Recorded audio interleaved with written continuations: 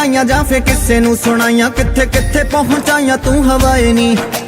ਕਾਸ਼ਣੀ ਸੁਨੇਹਿਆਂ ਚ ਪੱਤੀਆਂ ਡਬੋ ਕੇ ਦੱਸੀ ਕਿਹੜੀ ਕਿਹੜੀ ਜਗ੍ਹਾ ਵਰਤਾਏ ਨੀ। ਹਜ਼ੂਰ ਮੇਰੇ ਰੁੱਸ ਗਏ ਤਾਂ ਦੇਖੀ ਕਾਇਨਾਤ ਦੀ ਕਚਹਿਰੀ ਚ ਸ਼ਿਕਾਇਤਾਂ ਲਾਉਣੀਆਂ ਮੈਂ ਤੇਰੀਆਂ, ਕਿ ਇਹਨੇ ਸਾਡੀ ਇਤਰਾਂ ਦੀ ਸ਼ੀਸ਼ੀ ਡੋਲ ਦਿੱਤੀ ਡੱਬੀ, ਕੇਸਰ ਚੋਂ ਪੱਤੀਆਂ ਵੀ ਨੇ ਬਖੇਰੀਆਂ।